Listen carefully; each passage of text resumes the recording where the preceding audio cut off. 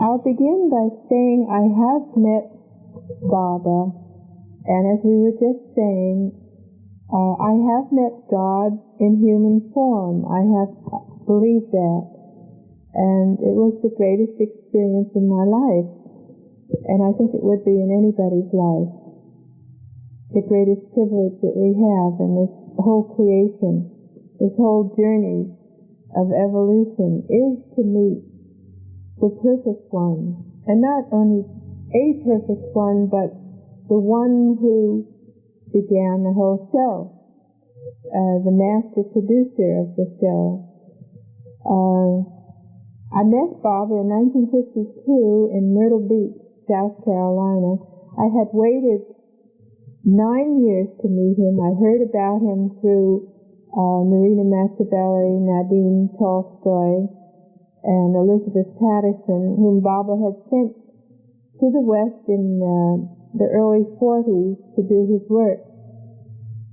And before I met them, I had inner experiences of Baba, very deep experiences of him. I didn't know who he was or where he was, but I knew that I would meet this living Christ of our age. I had inner what you call a vision of him and so forth, but I didn't know how to contact him. But somehow it happened that I heard through Marina and the others of Baba finally, and we waited to see him, and he finally came to Myrtle Beach in 1952, and on the 10th of May, no, it was the 9th of May, I first met Baba. And that first glimpse of him, I hadn't known what to expect. I thought he might look like Jesus or Buddha, but my first instinctive thought was, Baba looks Egyptian. And he embraced me, and I embraced him, and it was an experience of coming home to where you really belong, to the one to whom you really belong. After ages and ages of traveling, of going through all these endless lives, experiences with other illusory beloveds, you finally reach the one true beloved. And Baba's first saying to me, of course Baba's silent as you know, he was using the alphabet board, was, I know you, and I've heard about you from mentioning Elizabeth Nadine, and heard you from within, Baba said. And then he looked at me and said, do you love me? And I nodded. You're a little speechless with Baba. And then he said, do you know where that love is coming from? And I said, yes, Baba. And you feel, like I felt at that moment, that your love for him isn't really your own love. You're not capable of that love for God. It is something that God has given you, that Baba has given you, and awakened within you, so that he gets back that love. And then the next day we had a private interview with Baba, that is, all alone with Baba, not even the Mandali. He sent Adi out of the room. And then very slowly on his alphabet board, because you can't read it as fast as Baba used to do it, he said, do you have any questions? And I shook my head, and then Baba spelled out, those who ask for nothing get everything. But actually there was a question coming up in the bottom of my mind, in the bottom of your subconscious.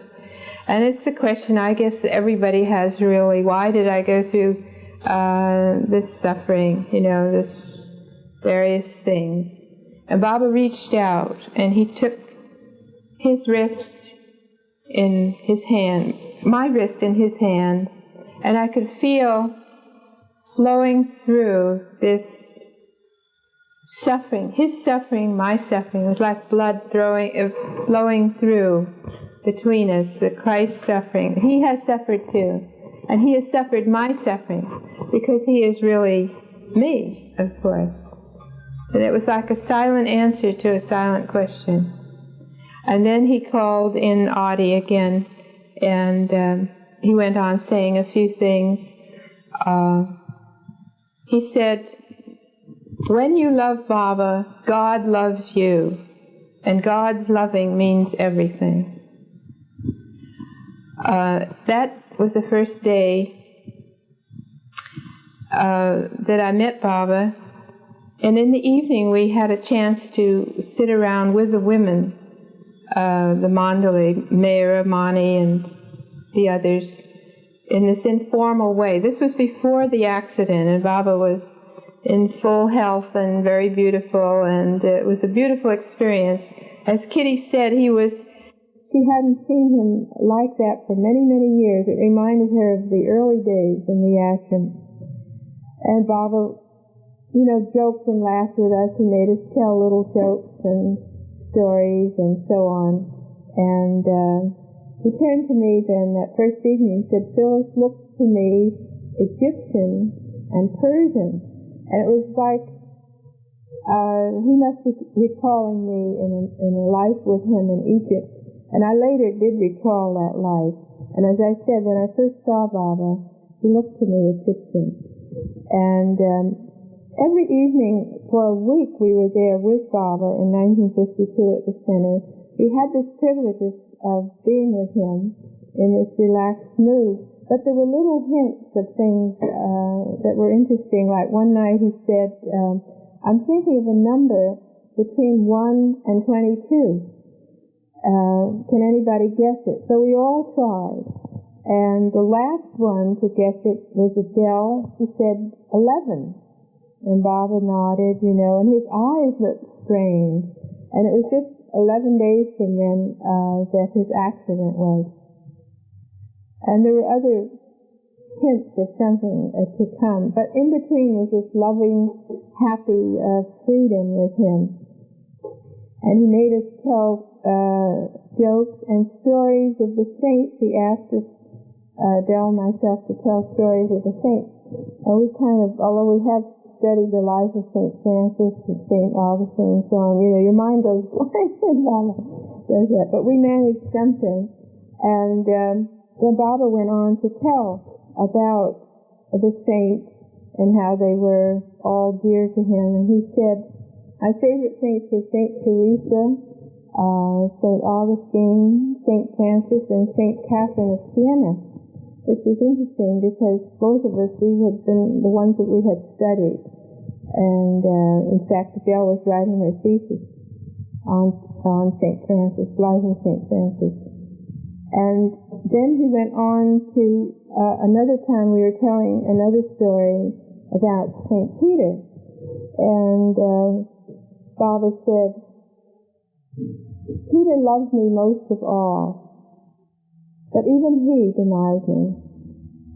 And just looking at Baba saying that, I could see his profile, and it was so beautiful. It was just like you imagine Jesus was. I mean, you could see in Baba Jesus. And he said, and Judas loved me. He had the hardest work to do. He had to obey me. But even he, Baba said, was God realized.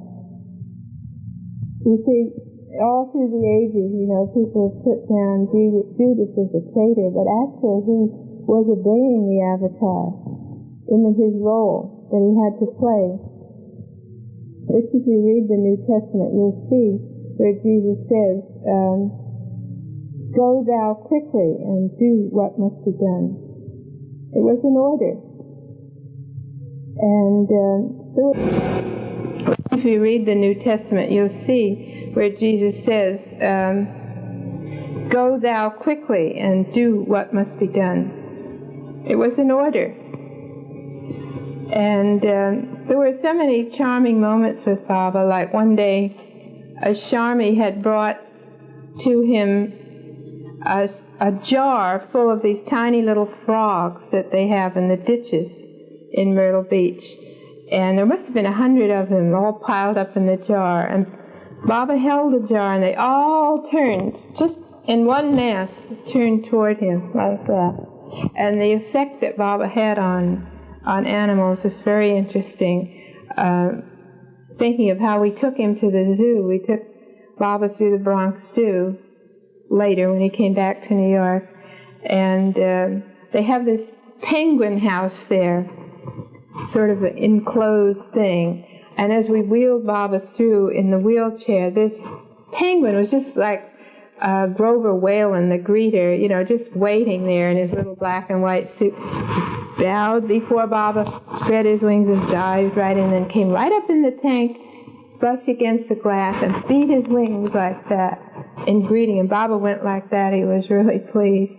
And there are other stories like that of how animals respond to Baba. They see.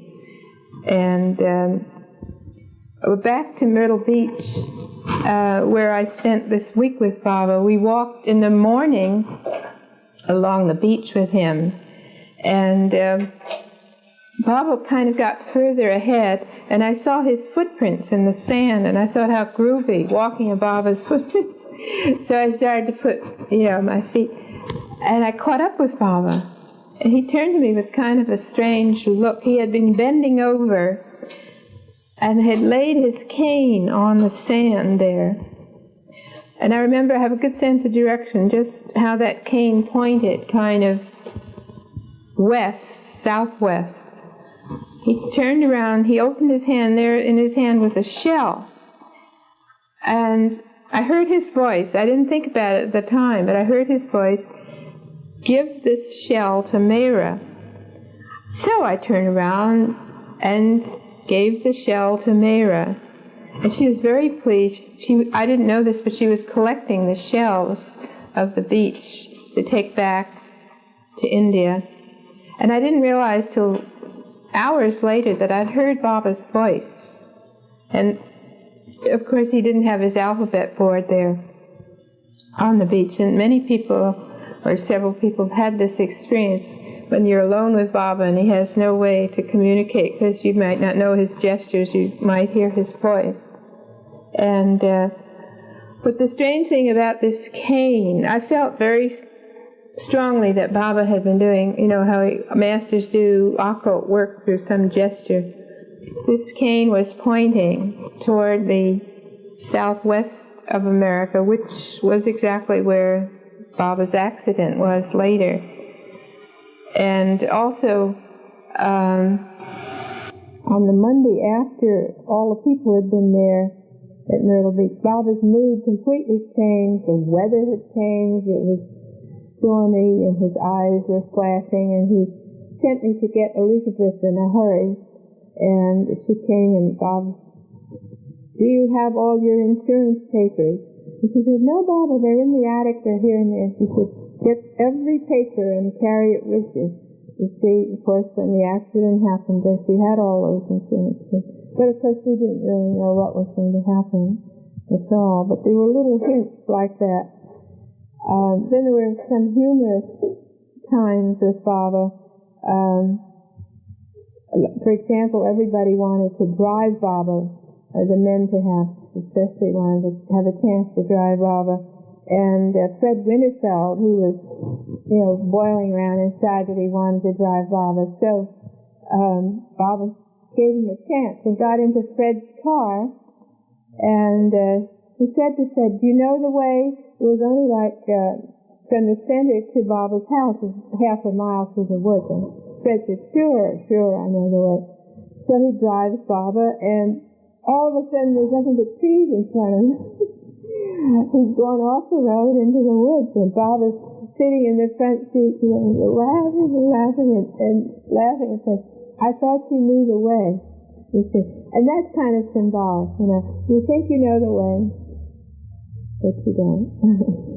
And well, that was all in 1952. Then Baba came again in 1956. And each time you meet Baba, it's something very, very different, because you've gone through so much. And then you meet him again, and you have another time with Baba. In 1956, Baba was, he had already had the first accident, but he was in good health again. And nobody could keep up with him. He had this tremendous stride through the woods there in Myrtle Beach. And then he stopped suddenly, turned around, looked to us, and said, I want you to all look into my eyes for 1 minute and think of me. So we all stopped, and we looked into Baba's eyes. And I looked into Baba's eyes, and suddenly he had hundreds, thousands of eyes of Baba's eyes.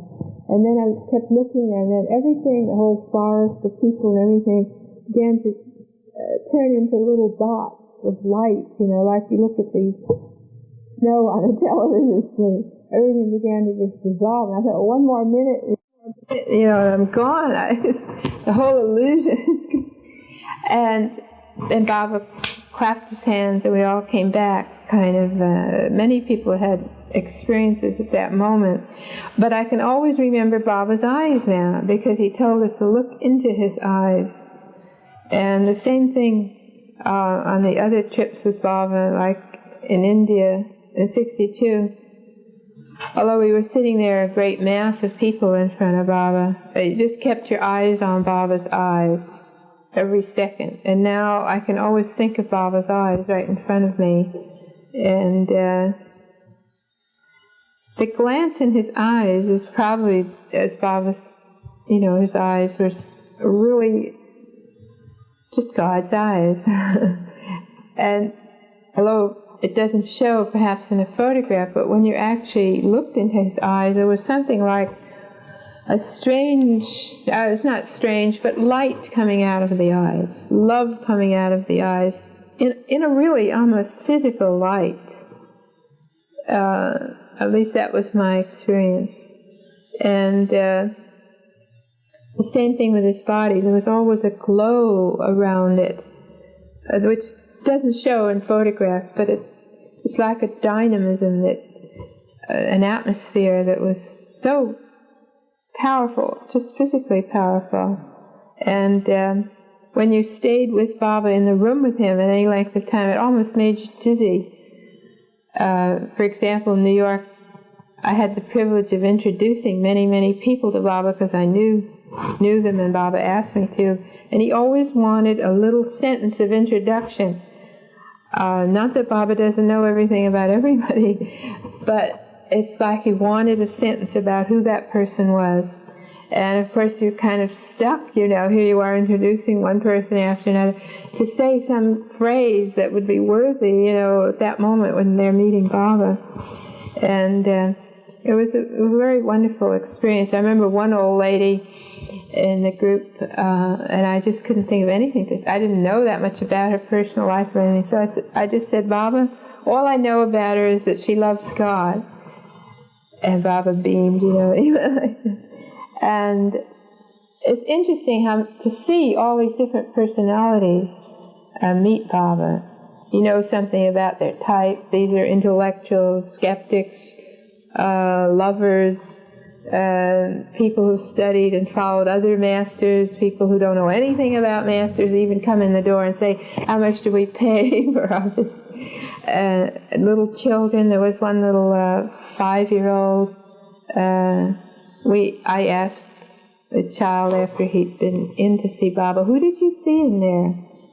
And the little child says, I saw God.